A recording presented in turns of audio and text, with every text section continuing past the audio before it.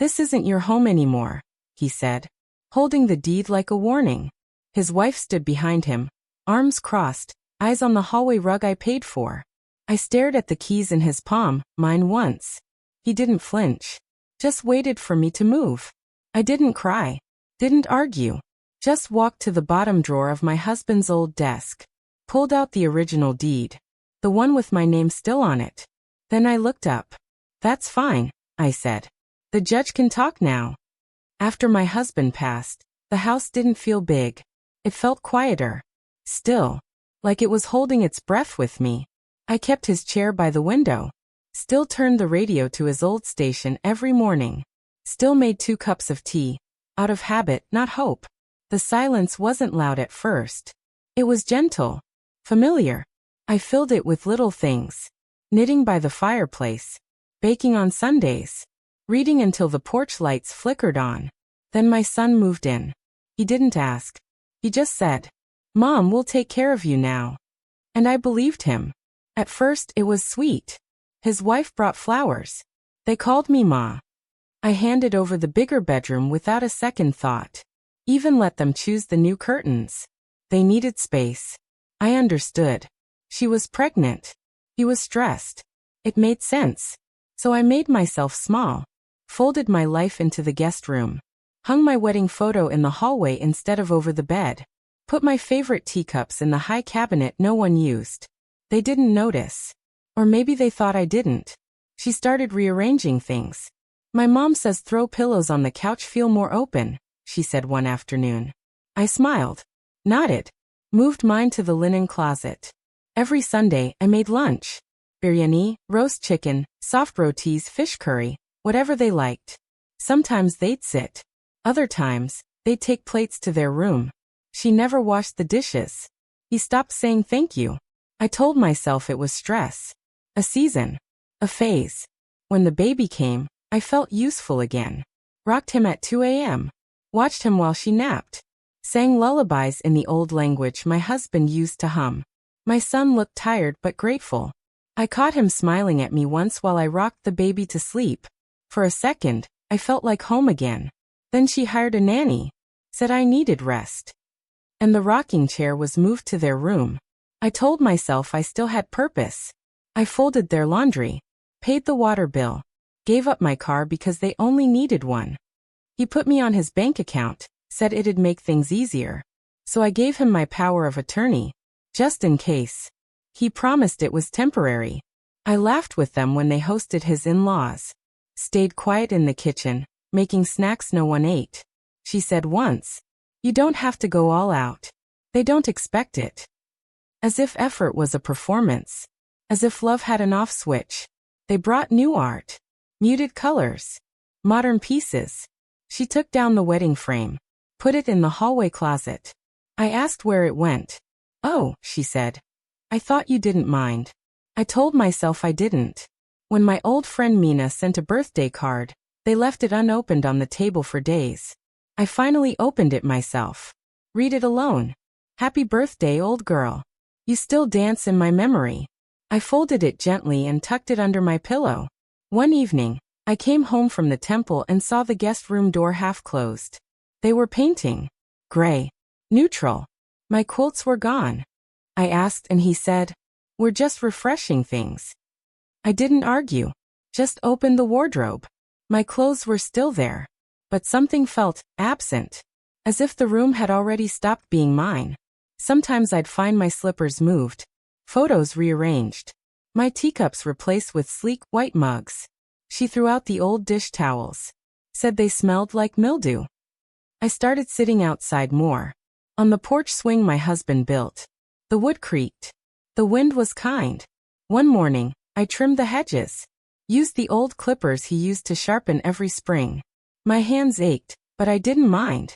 She came out startled. "You're still doing that? We could have hired someone." I smiled.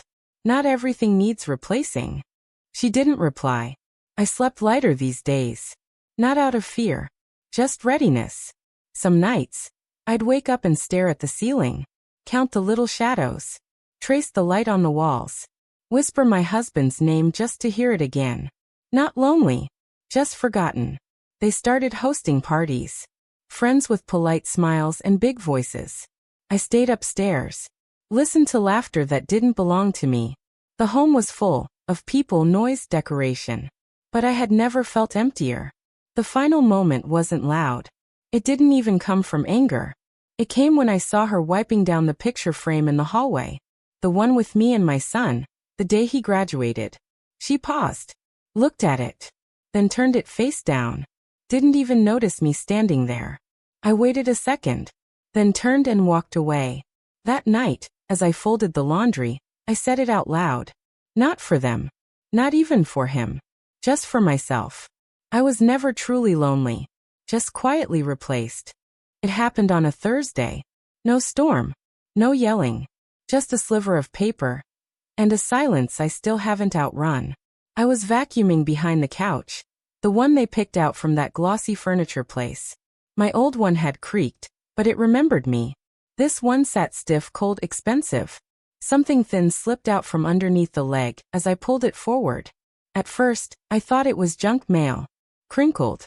Bent at the corner. But when I picked it up, I saw the return address. Bank. Addressed to Mr. and Mrs. R. Patel. My name wasn't on it. I opened it anyway.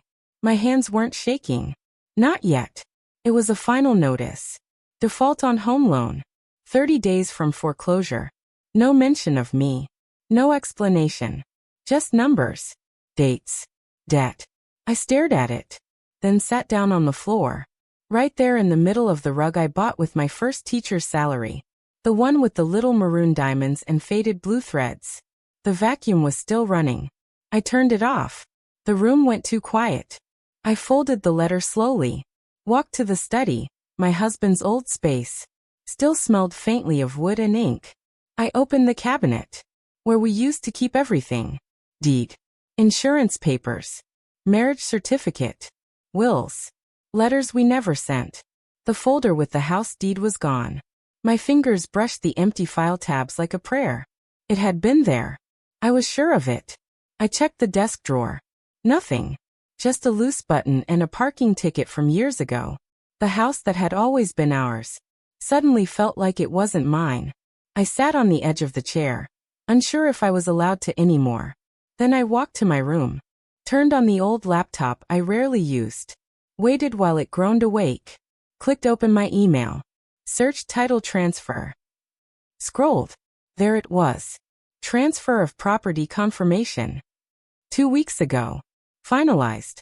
Digitally signed. I clicked on the attachment. Owner, R. Patel and A. Patel. No mention of me. They hadn't even changed the address. Just the names. It felt like someone had quietly opened a door I didn't know existed, and locked it behind me. I didn't scream. Didn't slam anything. I just sat there. The room was silent, but everything inside me was screaming. I closed the laptop. Slowly. Gently. Like closing a casket. Then I opened the drawer beside my bed. I wasn't looking for anything. Just needed to hold something. There, tucked behind a photo of my husband and I at the beach, was the sunflower brooch. Gold and amber. A little loose at the clasp. He'd given it to me the day we paid off the house. Said, "You're the sunshine in every room, Mira." I hadn't worn it in years. Now I held it like it was a secret no one had stolen yet. I walked back into the hallway. Stood in front of the family wall. Their wedding photo. The baby's birth certificate. Vacation shots from Cancun. A trip I wasn't invited to. My photos had been shifted to the far end. Near the thermostat. I placed the brooch on the mantel. Just beside the vase of fake tulips. A quiet dare. Later that evening, my son came home. I watched him from the kitchen. He laughed at something his wife said. Carried groceries inside. Kissed her cheek. He looked at me. Smiled like everything was fine. "Hey Ma, how was your day?" I nodded. Uneventful. I didn't mention the letter. Or the email. Or the missing deed. I just watched as he handed her a bottle of wine. Watched her open the fridge I once stocked with his favorite mango yogurts. Watched them move through the home like they were hosting someone. And I realized. I was the guest. That night, I lay in bed wide awake. I traced the pattern on the blanket with my finger, like a child. I thought about the Sunday mornings when he used to crawl into my lap. Sticky fingers. Sleepy eyes. He used to call the hallway the rocket tunnel, and run through it like a spaceship. Now he stood there holding papers with my name erased. I got up, opened the closet, pulled out the old memory box, photos, cards, a lock of his baby hair, and tucked beside it, the warranty slip for the house alarm system. With my signature. I smiled. There were things he'd forgotten. Things he thought I wouldn't remember. But I had. Every detail. At the bottom of the box was a tiny brass key, one no one knew about, to a drawer only my husband and I used. I didn't open it. Not yet. Instead, I lay back down, turned off the light, let the darkness settle like dust. It's strange how the deepest cuts don't start sharp. They start soft, like dull needles. Daily. Predictable. I could excuse the first few. Like when I came downstairs one morning and my chai mug, the one with the little crack on the rim, was gone. Replaced with a matching set of 6 white porcelain ones. Modern. Glossy. Lifeless. She thought they looked cleaner, my son said, pouring himself coffee. I nodded. Smiled even. It was just a mug. Then it was my chair. The floral armchair with the frayed edge I used to rock him in. I found it outside by the garage, wrapped in plastic. They said Goodwill's doing pickups on Thursday. She was putting lemon slices in water, as if it were her housewarming party. I said nothing. But that night, I sat on the porch longer than usual. The new chairs they bought were sleek, straight-backed, unwelcoming. My spine missed the softness. My hands missed the worn fabric that remembered me. One afternoon, I made kheer, with saffron and almond slivers, the way he used to beg for after exams. She tasted a spoonful and said, "It's a little too sweet, don't you think?" He didn't defend me, just said, "She's not used to Indian desserts." I laughed to myself. She wasn't used to sharing. I stopped making kheer, stopped making a lot of things. I used to knit for her. Scarves, baby blankets, a little yellow cap I made when she was pregnant. I found it in the donation pile behind the laundry room. Still had the tag I stitched on it, for our sunshine. I held it for a minute, then folded it back gently, left it there. One winter morning, I made up my mind to clean the attic. Years of things, mine his father's, tucked in cardboard. I came upstairs and found the attic door padlocked. Brand new silver lock. "We had to baby-proof," she said, not meeting my eyes. I nodded.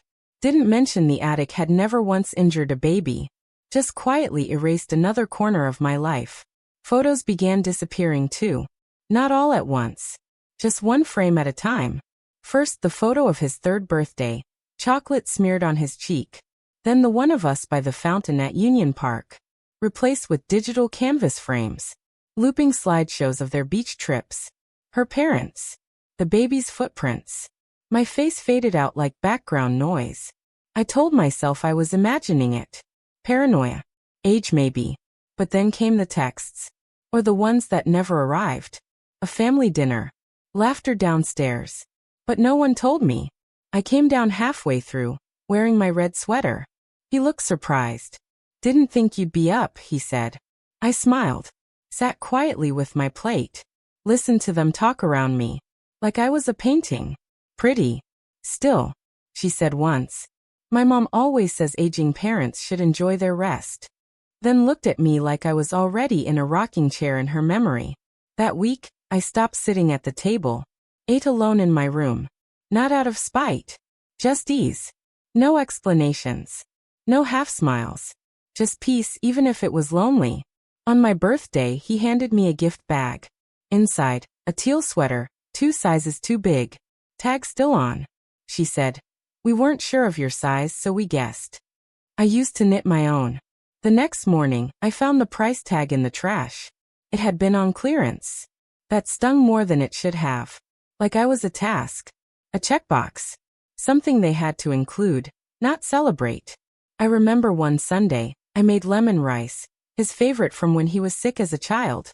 He didn't come down for lunch. Texted, "We're out with friends. Don't wait." I put the rice in the fridge. Waited anyway. At midnight, I found the container untouched. She'd ordered Thai. Said, we were craving something light. I scraped the rice into the bin. Washed the dish slowly. Wiped the counter twice. A week later, she bought new cookware. Induction friendly, she said. My old steel pans were packed in a box. Labeled extra. I stood there, holding the handle of the pan I brought from our first apartment. The one I cooked his first solid meal in. I placed it in the box. Walked away. The nights were quieter now. But not peaceful. Just quieter. I'd wake sometimes and check if the porch light was on.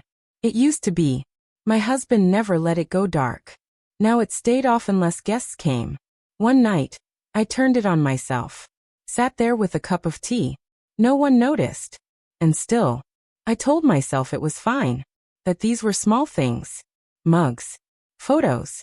Chairs. Leftovers. Easy to excuse. Easy to ignore. Until they added up like stitches in a torn hem.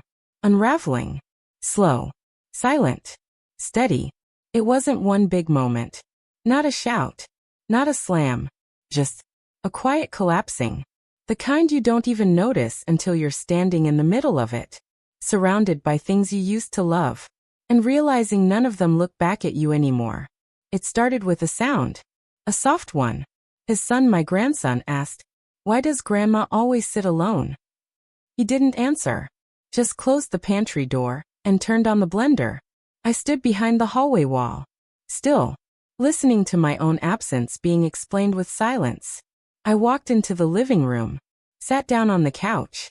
No one looked up. She was scrolling. He was texting. I folded my hands on my lap. Stared at the edge of the carpet. Counted the threads. Then I remembered something. Not a loud memory. Not dramatic. Just warm. My son was 5. We were on the kitchen floor. There had been a storm. Power was out. He was scared. So I lit candles, made shadow puppets on the walls. He laughed so hard, he got the hiccups. I remember thinking, this is everything. Just this. The quiet. The dark. His hand in mine. Now, I looked across the same kitchen. Bright. Sterile. Empty. I opened the junk drawer. The one near the fridge. There used to be crayons in there. Scribbled notes. His Father's Day cards to my husband. Now, batteries. Twist ties. Coupons. I closed it. Went upstairs. Slowly. I hadn't been to the attic in months. The lock was gone now. I don't know when they removed it. They never said. The door creaked. The light flickered. I stepped over boxes, looking for something I couldn't name. Then I saw it. A small yellow rattle. Shaped like a lion. I had bought it when she was still pregnant. Hand-stitched a matching bib with little paws on it. I picked it up. Shook it. It still made the tiniest sound. That toy had once calmed my crying grandson at 3 a.m. I had held him, walked circles around the room. Hummed old songs. Rocked him until he slept. Now the lion lay next to a box labeled trash. I sat on the floor, cross-legged, holding that little toy. Then it came. Not a sob. Not loud. Just tears. Soft. Constant. The attic was cold. Dusty. But I stayed there. Remembered things I didn't know I still carried. Like how he used to call me Mummaji. And now he said Ma like it was a formality. How she used to thank me. And now only mentioned things I forgot. How the home I built was now a set they moved around in, removing me one framed photo at a time. I came down hours later, eyes dry, heart quieter. In the hallway I paused, looked at the bookshelf. Our wedding album was gone. In its place, a decorative bowl with white stones, a candle, a travel book on Tuscany. No explanation, no reason, just gone. I walked to the kitchen, opened the fridge, saw a cake, vanilla with white icing. I hadn't baked it. No one had told me about it. Then I noticed the sticky note. Dad's retirement party, sat at 5. Her father. Not mine. Not my husband. A party in my house. For someone else. And I hadn't even been asked to make tea. I took the note down. Crushed it slowly. Dropped it in the trash. That night, I didn't eat dinner. Wasn't angry. Wasn't sad. Just full. Of silence. I went to my room. Sat on the bed. Looked at the drawer. Opened it. The sunflower brooch was still there, shining even in shadow. I clipped it to my nightgown. Stood in front of the mirror. Didn't look away. Have you ever remembered something small, just when everything felt like it was falling apart? I walked to the dresser. Opened the bottom drawer. Pulled out a small cloth pouch. Inside, the brass key from the memory box. My husband had carved our initials into it. M+R. He said it opened more than a drawer. Said it was for when you need to remember who you are. I hadn't touched it in years. I didn't open the drawer that night. I just held the key, sat on the bed, closed my eyes. One-word prayers. Empty. Forgotten. Perfect. Not for them. For me. The next morning, I woke up early. Before the baby. Before the blender. Before she filled the house with citrus candles and casual orders. I dressed slowly. Wore a plain cream sari. Pinned the sunflower brooch at the shoulder. Stood at the window and waited for light. When it came, it didn't feel gentle. It felt like a spotlight. Like something had noticed me again. I didn't scream. Didn't pack bags in a storm. Didn't call anyone crying. That's not how power works when it finally returns to your palms. It was a Wednesday. They were out. Something about a baby music class and a brunch. The house was quiet. Still. Mine again, if only for a few hours. I boiled tea leaves on the stove. Poured it into the cracked mug they missed in the donation box. Sat in my husband's old chair. Let the sunlight hit my face. Then I stood up. Went to the hallway. Opened the cabinet beneath the stairs. The safe was still there. Hidden behind the broken toolbox and a bundle of old Christmas lights. I took out the envelope. Labeled in my husband's handwriting. Mira, use only if needed. Inside. The original deed. Notarized. Clear. In my name. Sole owner. No transfers. No joint claim. They never found it. Because they never thought to look in the places I built. I smiled. Walked to my room. Opened the second drawer. Pulled out a thin folder. Inside. Copy of the power of attorney I'd signed over to my son. And the revocation letter I'd never mailed. I mailed it that day. Registered post. Signature required. Then I called the lawyer. The same one who handled our wills. He still remembered me.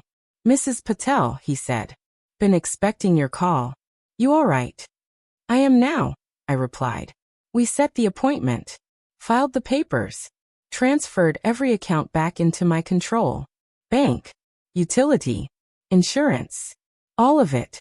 My hands didn't shake. Not once. By noon, I had called the county office. Requested updated title verification. Scheduled a title lock.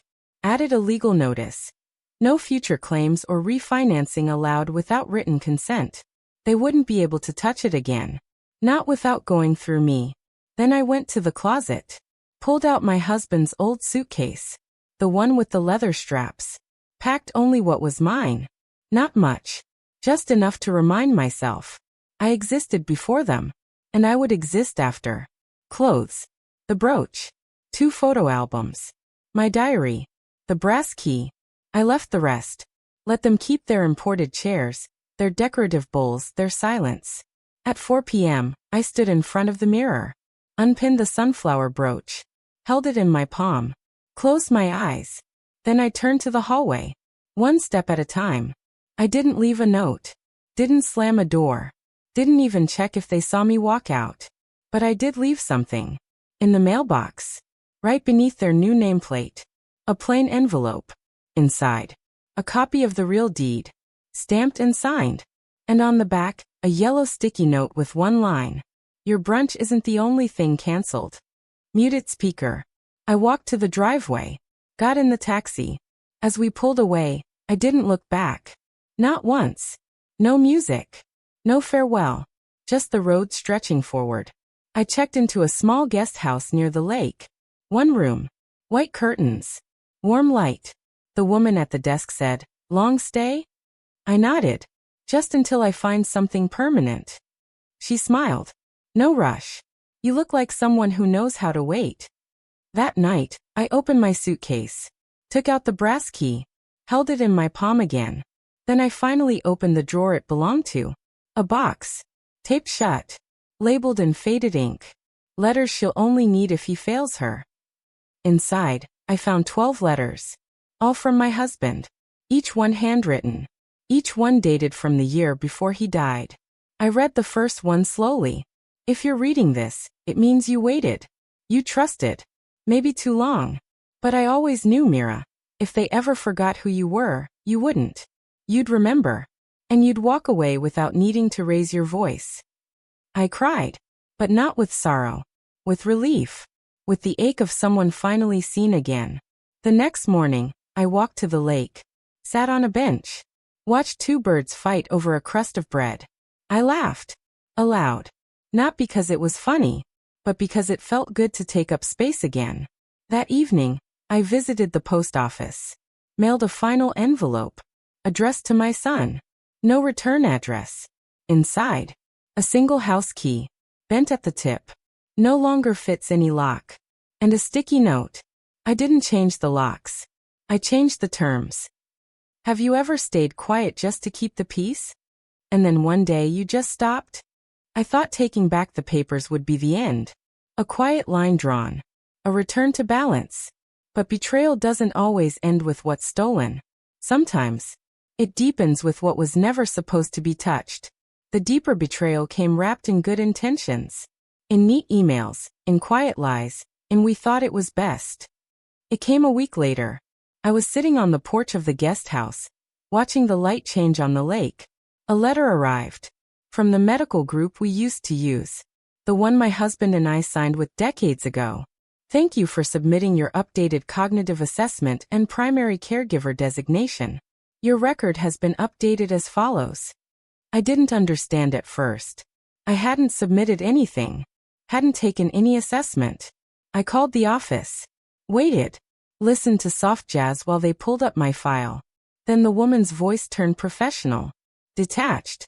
Yes, Mrs. Patel. According to the documentation on file, your son provided a neurocognitive evaluation form signed by Dr. Ellison. It confirmed early-stage memory disorientation, mild vascular dementia, provisional. I didn't speak. I couldn't. I wasn't sick. I wasn't confused. I remembered everything. Can you send me a copy of that? I finally asked. She hesitated. Then, yes, we'll email it to you. It arrived 10 minutes later. 3 pages. Cold. Clean. Signed with my name at the bottom. Except it wasn't my signature. It was his attempt at it. I knew. I had taught him cursive. Every loop, every slant wrong. The lies were so tidy. In the file he had listed himself as primary health contact. His wife as secondary. He had also submitted a power of health decision form. One I had never seen. Never signed. I stared at the screen. Then out the window. The world didn't tilt. Didn't break. It just dulled.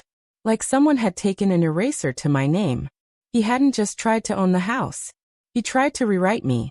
Made me disappear on paper. Like I had vanished quietly into forgetfulness. Like my silence was an illness. He didn't just take my home. He took my memory. I stood up. Opened the small wooden box I'd brought from the house. The one with the sunflower brooch inside. It had been a gift. Not for a birthday. Not an anniversary. But the day we signed the final payment on the house. He brought it home in a velvet pouch. Said, "This is for when they try to forget what you built." I thought he meant strangers. Lawyers. Banks. I never thought it would be our son. I pinned it to my blouse. Felt the weight settle just beneath my collarbone. This time I didn't cry. I walked to the lawyer's office the next morning. Showed him the documents. He read quietly. Then sighed. You'll need to file fraud. Forgery. Medical falsehood. Could go criminal if you want it to. I didn't answer. Not yet. Instead, I said, I want you to request my full medical file. And I want you to write a correction letter. On record. He nodded. I'll also need to update my will. He leaned forward. Everything to your son? I looked him in the eye. No. To the baby. He blinked. I continued. In trust. Until he's 21. With conditions. And the house. Donated. I said. To a women's shelter. Name change already filed. He sat back. Whistled low. You're sure? I nodded. I gave them everything. They gave me erasure. I walked back to the guest house slowly. Watched the ripples on the lake. Thought about how memory works. It's not just what we remember. It's what we preserve. They thought I was fading. So they tried to finish the job. But I remembered everything. The way he curled into me after his first heartbreak. The way he begged me to hold his hand during his first stitches. The way he cried into my sorry the night his father died. And now, he thought I couldn't read a legal form? Couldn't recognize a forged name? Couldn't see how power tastes different in the mouths of the ungrateful? That night, I opened the second envelope in my husband's drawer. Inside, a single line. If they ever steal your name, Mira, write a new ending. The next morning, I mailed the shelter the signed property transfer, along with the original deed. And a note. This home was built by a woman's hands. Let it now shelter more of them. I didn't tell my son. Didn't need to. Some things don't require confrontation. They just need signatures and stillness. I didn't erase him. But I removed the page he tried to write over me. The sunflower brooch sat heavy on my chest. Warm. Bright. Undeniable. They didn't just forget me. They erased me. But I found the carbon copy. And rewrote every line. I didn't go back. Not even to look. Not even for closure. The house was no longer a home. Not to me. It had become a museum of forgetting. A place where love was measured in control and silence. I made a new choice. Not out of spite. But out of breath. I needed to breathe again. The guest house was temporary. But peace had already unpacked her bags. I found a small cottage for rent. 2 rooms. Yellow shutters. Wooden floor that creaked with every memory it promised to hold. It smelled like citrus and old pages. I loved it instantly. The landlord asked if I was alone. I smiled. No. Just free. I planted sunflowers in the back. 6 rows. Staggered by height. Each one for the year I spent disappearing in my own home. I wore the brooch again. Not as armor, but as bloom. My husband's voice echoed through me every time I clipped it on. You are the warmth they'll miss when winter comes. I filled the shelves with books I hadn't read in decades. Lit candles without worrying someone would say they were too strong. Hung my photos, not just of family, but of me. Young. Laughing. Covered in flour. Dancing in a pink salwar. No one told me I looked tired. No one took my chair. No one edited my presence. The quiet here was different. Not hollow. Whole. One morning, I saw a child chase a butterfly outside my window. Laughing with her hands out. Unworried if she caught it or not. That's how I wanted to live. Not catching. Just witnessing joy. I joined a reading circle at the community hall. Met other women with stories folded deep in their chests. We didn't compete. We listened. Some of them had daughters who stopped calling. Others had sons who visited like guests. One woman leaned over to me during tea break and whispered, "They think we'll crumble quietly. But they forget, we've already survived everything." I laughed for the first time in weeks. From the belly. It shook something loose. I bought myself a red armchair. Placed it by the window. Same spot my husband's chair once sat in the old house. But this time, I sat in it. Legs tucked. Book in hand. Sunlight on my skin. One afternoon, I walked to the river. Took the spare house key from my purse. The one they never returned when they changed the locks. I kissed it. Then dropped it in the water. Watched it sink slowly. No drama. No ceremony. Just a quiet ending. Back at home, I opened the memory box. Took out my wedding bangles. Held them up to the light. I didn't feel grief. I felt gratitude. For the woman I was. For the woman I became. I wrapped them in cloth. Placed them in a parcel. Wrote a note. To the little boy who once held my hand and called me the whole world. I don't know where he went. But I hope one day your son meets him. I didn't send it. Just kept it. For someday. Or never. The sunflower brooch sat on my dresser now. Still gold. Still glowing. But it didn't weigh the same anymore.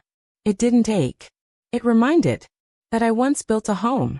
fed it with stories, watered it with love. And when it forgot me, I walked out not bitter, but brighter. Would you have walked away? Or taken everything back? I didn't take back the house. I took back myself. That was enough. It started with a knock. Soft. Unsure. I was watering the sunflowers. The early ones had started to open. Wide faces, warm centers, like they were listening. He stood at the gate. Alone. No wife. No baby. No arrogance. Just a bouquet of lilies in his hand. The kind I used to keep in the foyer. The kind I hadn't touched since he emptied my name off the deed. Ma, he said. I didn't answer. I kept watering. He stood there for a minute. Then opened the latch, slow, cautious, like a boy again. I watched his feet cross the stone path. He stopped 3 feet from me. Can we talk? I placed the watering can down. Straightened my back. Wiped my hands on my sari. I looked at him. Really looked. He looked smaller now. Not in size but in spirit. Like the structure stayed, but the pride had melted. I didn't know what she was doing, he said. I thought you were okay with everything. I raised an eyebrow. He looked down. I messed up. I didn't nod. Didn't flinch. I didn't mean to. I held up a hand. He stopped. Silence sat between us like an old friend. I saw the house listing, he said after a moment. The shelter, they renamed it. Mira House. That was your middle name, right? I said nothing. He smiled, weakly. They said it was donated by a woman who wanted it to be safe again. I looked past him. At the street. At the wind catching the petals. At anything but his apology. He shifted the flowers in his hand. Held them out. For you. I stepped forward. Took the bouquet. Turned. Walked inside. Left the door open behind me. He followed. My cottage wasn't big, but it was full of warmth. Color. Books. Windows that stayed open. Air that didn't ask permission to move. He stood in the center of the room. Turned slowly. I didn't know you had all this. I built it, I said. The first words I'd given him. His eyes welled. He sat on the edge of the couch. The same way he did when he was 10 and broke the window with a cricket ball. But this wasn't about a broken pain. It was about a broken bond. I don't expect you to forgive me, he whispered. I sat across from him. Calm. Measured. He leaned forward. Why didn't you fight? Why didn't you yell? I smiled, a soft, almost motherly smile. Because I don't raise my voice for someone who won't hear me the first time. He nodded slowly. We sat there for a while. Time moved around us like old wallpaper. He looked around again. At the sunflowers in the vase. At the armchair. At the brass key on the shelf. You look peaceful, he said. I am. He stood. Took a breath. I just wanted to say, I'm sorry. I stood too. Walked to the door. Opened it. Not with anger. With finality. He walked to the threshold. Paused. Do you want to see the baby sometime? I looked him in the eye. I hope he grows up to love someone enough never to treat them how you treated me. His shoulders sank. But I still love you, he said, like a child again. I know. Then I closed the door. Not slammed. Just closed. That night, my phone lit up. Voicemail. His voice. Shaky. I keep thinking about all the times I should have noticed. Should have asked you how you were. I thought giving you the spare room was enough. I thought sharing the house meant it was still yours. But now I get it. It wasn't about space. It was about presence. I'm sorry, Ma. I was wrong. I let the voicemail finish. Then I deleted it. Quietly. Not to erase. But to free. I walked to the kitchen. Boiled water. Steeped tea leaves. Poured it into my cracked mug. Sat by the window. Watched the moon rise slow and full over the field. Somewhere he was sitting in silence. With everything he chose. And here I was sitting in peace. With everything I reclaimed. For a moment I pitied them. Then I remembered who I was. The house didn't remember me. But the sunflowers did. Each morning, I sat by the window in my red armchair. Sipping tea from my cracked mug. Watching them rise. Tall. Open. Unapologetically facing the light. They grew without permission. Just like me. I stopped wondering if he'd call again. I stopped checking the street for that gray car. The silence no longer asked questions. It offered answers. I still wore the brooch. But not every day. Sometimes I'd leave it on the dresser. Let it rest. It had done its work. The brooch used to mean survival. Now it meant beginning. My reading circle grew. We met every Friday. 10 women. 10 lifetimes folded into soft laughter and cardamom biscuits. We didn't talk about what we'd lost. We talked about what we'd found. One found dance. Another adopted a cat. I started writing again. Nothing grand. Just memories. One page at a time. Stories about my father's tobacco pipe. My mother's soft singing while chopping coriander. My husband's slow way of tying his shoelaces before temple. One day, I wrote about the day I left. Wrote it like fiction. But it wasn't. They read it aloud at the center. The woman beside me squeezed my hand. You gave us permission, she said. I didn't need anyone's. But hers felt like a gift. One evening, I walked to the river. The same spot I dropped the spare key. This time, I didn't bring anything to let go. I just watched. 2 girls were throwing stones, giggling. One of them looked at me and said, "Nice pin." I looked down. I'd forgotten I wore the brooch. I smiled. Thank you. It belonged to someone who believed I'd never stay quiet. She nodded, solemn in that childlike way. Looks like she was right. She skipped away. Free. I stayed a while longer. The water didn't ask who I used to be. It only carried forward. When I returned home, I passed the garden. 6 rows of sunflowers. Then 7. Then 8. A new one had bloomed. Small. But brave. I knelt down. Touched its stem. It leaned gently into my hand. That night, I lit a candle. Not for grief. For presence. Placed it beside my husband's photo. Not as widow. As keeper of light. He once told me, if you ever forget who you are, go where they never tried to bury you. Now I had. The phone rang once. I didn't answer. Peace doesn't require permission.